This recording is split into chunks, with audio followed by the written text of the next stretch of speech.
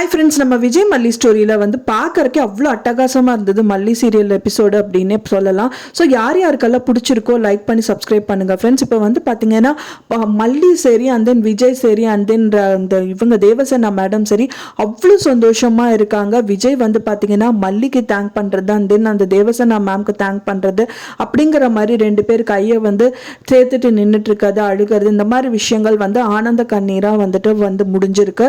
ஆனால் என்ன இப்போ பார்க்கும்போது பார்த்தீங்கன்னா ப்ரோமோ மட்டும்தான் கொஞ்சம் டல்லாக காமிச்சிருக்காங்க. பட் ஆனாலும் அதுக்கும் ஒரு சொல்யூஷன் இருக்கிற மாதிரி தான் காமிச்சிருக்காங்க.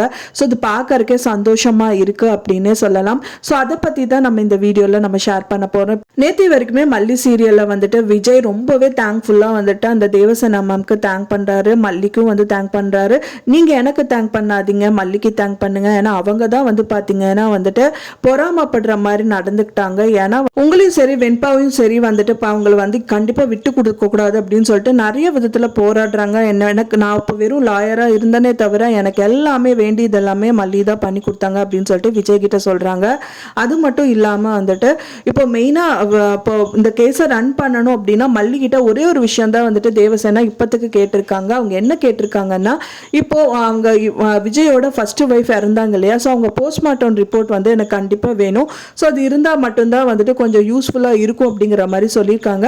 விஜய் கிட்டையும் கேட்குறாங்க. விஜய் கிட்ட கேட்கும்போது போஸ்ட்மார்ட்டம் ரிப்போர்ட் இருக்கா அப்படின்னு கேட்கும்போது இருக்கு மேடம், ஆனால் அது என் கையில் கிடையாது, அந்த வீட்டில் தான் இருக்கு அப்படிங்கிற மாதிரி சொல்லியிருக்காங்க. அதுதான் மல்லிகிட்டையும் வேணும் அப்படிங்கிற மாதிரி கேட்டிருக்காங்க.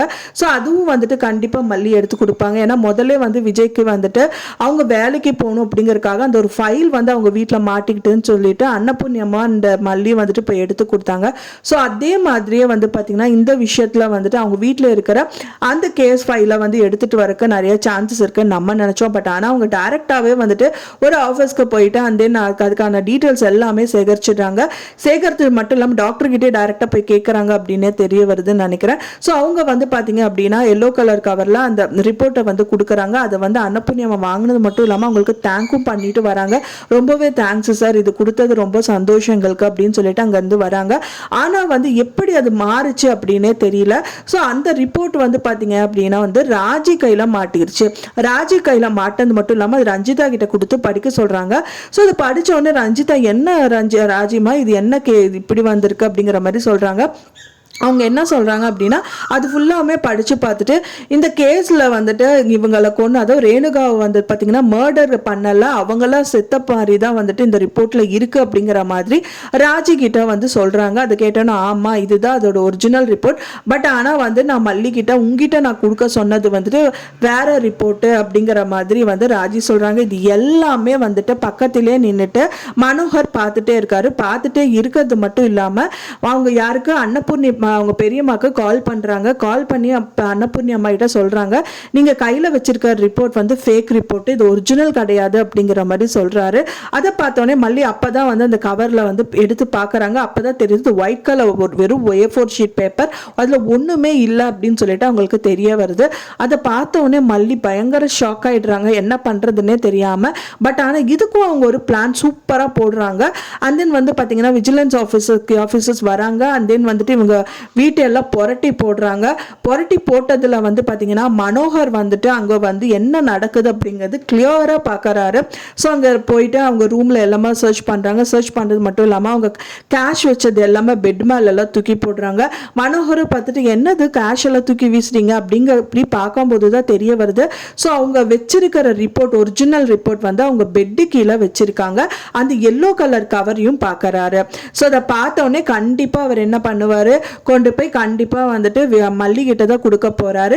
இவங்க என்னமோ நினச்சிட்டு இருப்பாங்க. ஸோ அவங்க ஃபேக்காக ரெடி பண்ணுற அந்த ஒயிட் A4 ஷீட் பேப்பர் இதுக்குள்ளே போட்டுட்டு அந்த ஒரிஜினல் ஷீட்டை கொண்டு போய் கண்டிப்பாக மல்லிகிட்ட கொடுப்பாரு. இவங்க அது தெரியாமல் அதை அப்படியே வச்சுட்டு இருந்து அடுத்த கோர்ட்டில் வந்து சப்மிட் பண்ண டயத்தில் வந்துட்டு இந்த ரிப்போர்ட்டை கொடுக்க பார்ப்பாங்க.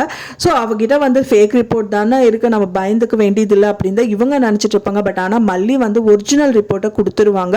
ஸோ அதுலேயும் வந்து பார்த்தீங்க அப்படின்னா விஜய் விஜய் கண்டிப்பாக கொலை பண்ணுற மர்டர் பண்ணுறதுக்கான விஷயங்கள் எதுவுமே இல்லைன்னு சொல்லிட்டு அந்த போஸ்ட்மார்ட்டம் ரிப்போர்ட்டில் வந்துட்டு இருக்கிறத அவங்க படித்து பார்த்துருவாங்க. ஸோ இதுலேருந்தே அவங்களுக்கு கிளியர் கட்டாக தெரியுது அவங்க வந்து பொய் சொல்கிறாங்க அப்படின்னு சொல்லிட்டு. ஏன்னா முன்னாடியே வந்து பார்த்தீங்கன்னா ரஞ்சிதா வந்துட்டு ஆஜர் ஆகலை. ஸோ ரெண்டாவது ஆஜர் ஆனாலும் வந்துட்டு போஸ்ட்மார்ட்டம் ரிப்போர்ட்டில் வந்துட்டு கிளியர் கட்டாக என்ன நடந்திருக்கு அப்படின்னு வந்துருச்சு. ஸோ என்னதான் அவங்க சொன்னாலும் பார்த்தாங்கன்னு சொன்னாலும் ரிப்போர்ட்டில் வந்து கரெக்டாக தானே வரும், அதை தான் மெயின் இம்பார்ட்டன்ஸ் கொடுப்பாங்க.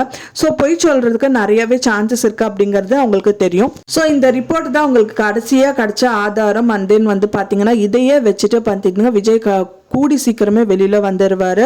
ஸோ இன்னி வந்து ஸ்மூத்தாக வந்து கதை போகும், இந்த கோர்ட் சீக்வன்ஸ் எல்லாம் முடிஞ்சிடும் அப்படின்னு தான் எதிர்பார்க்கப்படுது.